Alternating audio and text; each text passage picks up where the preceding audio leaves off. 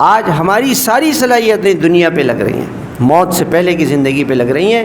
ہم نے اپنی قبر اور آخرت کے لیے کیا کیا؟ قبر میں اور آخرت میں ہمارے مرنے کے بعد ہمیں کیا چیز کام آئے گی، اور ہم نے اپنی آخرت کے لیے کیا کیا؟ کہتے ہیں اس بات نے مجھے جھنجھوڑ دیا اور میں سوچنے پہ مجبور ہو گیا کہ ہماری ساری فکر تو موت سے پہلے کی زندگی کی ہے، آخرت کے لیے تو کوئی فکر ہی نہیں ہے، ہمارے پاس وقت ہی نہیں ہے۔ بھاگتے دوڑتے نماز پڑھتے ہیں، نماز میں اس وقت پہنچتے ہیں جب نماز جماعت جا رہی ہو، فجر کی چلی جاتی ہے، ظہر عصر مغرب کی بھی کبھی چلی جاتی ہے، کبھی ٹریفک کی وجہ سے چلی جاتی ہے، دن کی 5 نمازیں ہماری پہلی صف میں نہیں ہو پا رہی ہیں۔ کبھی قرآن پڑھا، کبھی نہیں پڑھا، کبھی ذکر کیا، کبھی نہیں کیا، کسی دن گشت مل گیا، کسی دن نہیں ملا، کسی مہینے میں سے روزہ لگایا، کسی میں نہیں لگایا، کبھی شب جمعہ میں گئے، کبھی نہیں گئے۔ ساری فکر اور ساری صلاحیتیں ہماری مرنے سے پہلے کی دنیا کی زندگی پہ لگ رہی ہیں۔ اور قبر کے لیے کیا کیا؟ اپنی آخرت کے لیے کیا کیا؟ کہتے ہیں اس نقطے نے مجھے جھنجھوڑا اور میں آپ کے پاس آیا ہوں کہ مولانا میں اپنی زندگی کی ترتیب بدلنا چاہتا ہوں، میں مر جاؤں گا اور مجھے آخرت میں کیا چیزیں کام آئیں گی ہمیشہ کے لیے، میں تو اس کو سوچا بھی نہیں۔ اپنی اولاد کو اپنی آخرت کے لیے سرمایہ بنائیں۔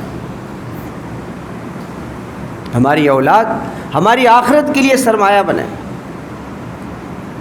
میں تو یہ واقعہ کئی مرتبہ آپ کو سنا چکا ہوں۔ حضرت واسف منظور صاحب رحمۃ اللہ علیہ فرمانے لگے میں قبرستان گیا تو وہاں قبرستان میں ایک نوجوان میرے ساتھ تھا۔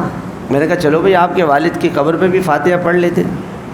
وہ نوجوان کہنے لگا حضرت میں اپنے والد کی قبر ہی بھول چکا ہوں، ایک عرصہ ہو گیا قبرستان میں آیا ہی نہیں، اب یاد ہی نہیں ہے کہ والد کی قبر کہاں ہے۔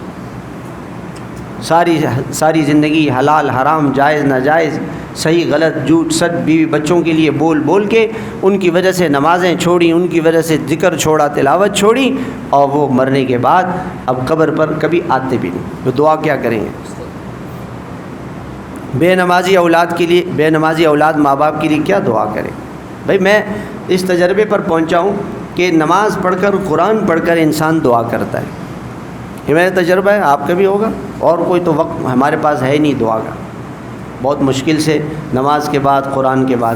جس کا بچہ نمازی نہیں ہے، جس کا بیٹا آج نمازی نہیں ہے، باپ کے اس موجودگی میں وہ نماز نہیں پڑھتا اور قرآن نہیں پڑھتا، ہاتھ نہیں لگاتا قرآن کو، تو اس کے مرنے کے بعد وہ باپ کو کہاں سے یاد کرے گا؟ جو اپنی نماز کی جس کو فکر نہیں ہو، ماں باپ کی کیا فکر کرے گا؟